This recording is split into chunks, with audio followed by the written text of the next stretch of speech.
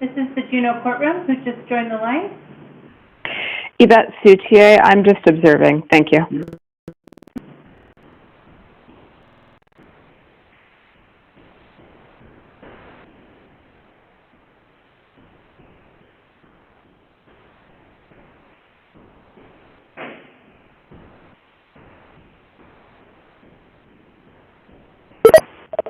This is the Juneau courtroom. Who just joined the line?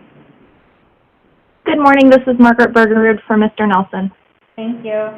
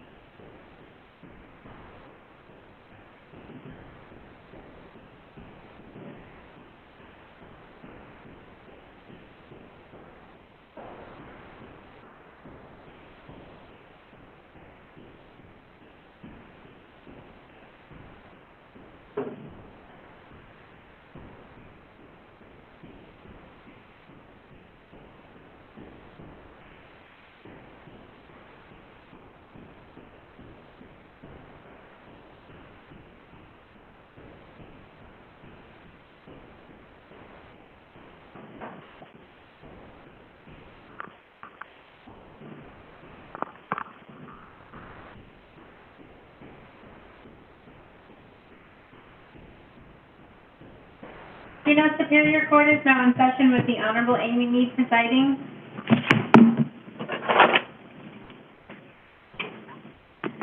All right, we're on record in 1JU 2361, 363, 349, and 353, State of Alaska versus Micah Nelson. Mr. Nelson, can you hear me? Yes, Your Honor. And I should have Ms. Wolfstead. Yes, Your Honor. Ms. Bergerud? Good morning, Your Honor. All right. And a couple of observers. Okay. This is time for the continued bail hearing. Ms. Bergerud, have you had a chance to listen to the recording that Ms. Wolfstead provided yesterday? Yes, I have, Your Honor. Do you have any further comments?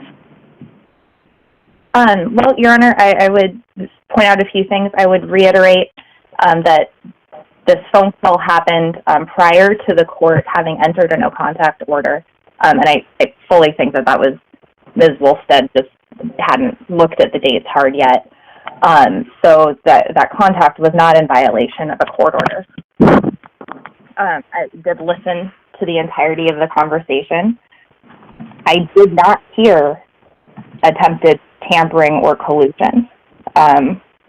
What I heard was her discussing the grand jury testimony that she had already given.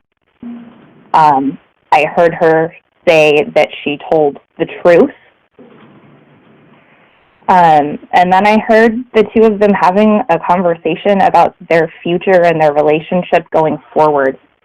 Ms. Wolfstead mentioned something about telling her to stick to the plan. I think I only really heard that word one time, and that was 2 minutes and 40 seconds or so into that phone call. 2 minutes and 40 seconds was when she said, "I went and I told them the truth." The part of the conversation that mentioned something about plans going forward was within what is clearly a larger context for their life plans. We're going to get out, go live with some parents, we're going to be together, let's stick to the plan that we have. It sounds like it's a plan for their lives. I would just bring up my points from yesterday that any written communication is scanned, come and end going on both ends, that we expect that DOC is abiding by their policies and procedures. And I would ask that the court grant written contact between the two of them because it can be closely monitored. We can be right in court if it appears that there's any kind of a problem on new charges, I'm sure. But it seems that is a least restrictive, reasonable way to ensure performance while these cases are pending. Ms. Wolfstead, do you have anything else you'd like to add? Yes, Your Honor, and I think maybe Ms. Bergerud and I heard things differently. I think that he immediately asked the third party as well as Ms. Fredericks if she went to court, and then Mr. Nelson engaged in questioning Ms. Fredericks about what she said to the jury, about who else was present at the grand jury, which, as the court knows, is secret, talking about and that occurred early in the call at 6:16 up to 7. At the 7-minute mark, Mr. Nelson specifically asked Ms. Fredericks to identify who testified at grand jury. And then when they talked about whether or not they're allowed to speak or not, at 7:42, Mr. Nelson said, "No matter what, I'm never going to stop talking to you." So, again, given Ms. Fredericks' position as a victim in this case, at this moment, I'm requesting that the no contact order remain in place, Judge. All right, I listened to the recording more than once. I did hear Ms. Frederick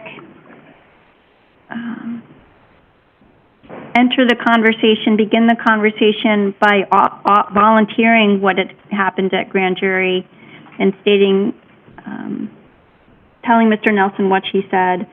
I heard a lot of conversation about their future plans and their relationship. I did not hear Mr. Nelson try to influence Ms. Frederick as to what she should say or, what her future interactions with law enforcement might be. I did not hear any of that.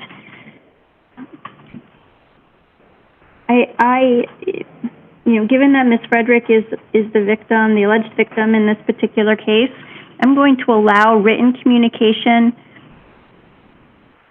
between Mr. Frederick and Ms. Nelson. However, there should be, and there may be, no written communication from or coming to Mr. Nelson concerning any of Mr. Nelson's pending charges. So, Mr. Nelson, you are aware that Lemon Creek is going to be reviewing your written communication? And just don't talk about any charges with her or her to me, correct? That's correct. Okay. But we are allowed to write letters. You are allowed to write letters to each other. You need to understand that Lemon Creek is going to review them. And if they have any questions about whether or not you're talking about things you shouldn't, they're likely going to call the prosecutor. Yes, Your Honor. And just to be very, very clear, I don't want you talking with Ms. Frederick about any of your pending charges, the substance of any of your pending charges. You can talk about court dates. You can talk about, procedurally where things are at, but you may not talk about the substance of any of your cases. I understand. Okay. Any questions, Ms. Bergerud? No, Your Honor. Thank you. Anything else from the state? No, Your Honor. All right. Thank you, everyone.